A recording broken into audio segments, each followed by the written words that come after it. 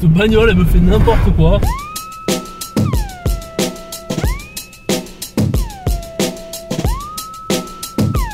Bon, c'est un truc de fou, la piste est super difficile.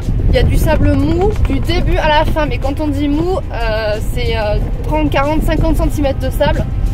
Heureusement devant on a des outfitters là qui ont des pneus des pneus spécifiques, donc forcément qui nous font la trace. Mais on est obligé de rouler en permanence à 20 miles, donc ça fait 35 km, 30 à peu près, 30 km/h. Sinon bah, on s'arrête. Et si on s'arrête on repart pas. Et c'est assez stressant parce que la piste est longue. Là il y a un gros angle droit là. On a l'impression de faire du Dakar là. Ah, c'est bon. C'est super stressant quoi.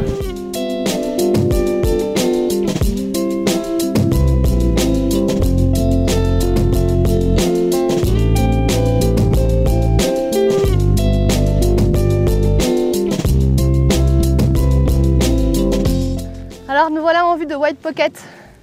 Alors l'allée en 4x4 a été chaotique, on est passé par une piste qui était une piste un peu secondaire et ça a été un stress, mais tout le long il y a tellement de sable mou, tellement de sable sec, on a failli s'enliser 2-3 fois. Et donc on arrive au soleil couchant, on va avoir une petite heure, pas beaucoup plus, hein. Le soleil est déjà bas. On va commencer par explorer un peu la zone et puis on s'installera à camper, on verra si demain on y retourne. En tout cas, c'est parti pour la découverte de White Pocket.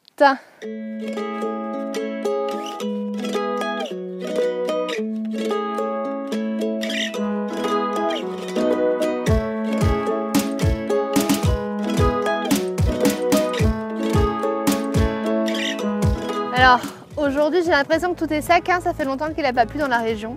Et normalement, la particularité de White Pocket, ça s'appelle Pocket parce qu'il y a plein de petites poches d'eau où venait s'abreuver le bétail.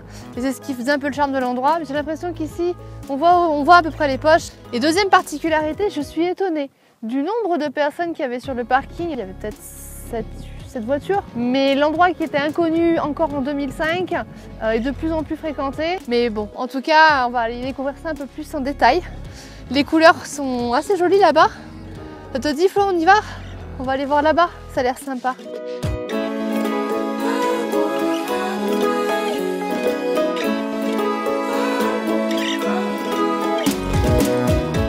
C'est impressionnant, on ne s'attend pas à découvrir ça ici. C'est vraiment beau. Il y a des vagues.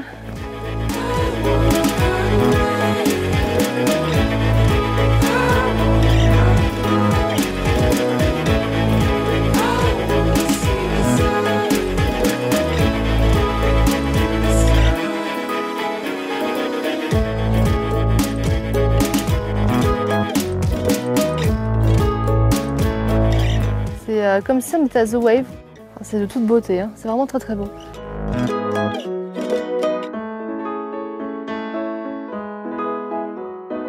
Bon bah ça y est, on repart de White Pocket. Alors finalement on a décidé de ne pas y passer la nuit parce qu'il y a pas mal de monde sur le parking et puis l'endroit est pas des plus sympas.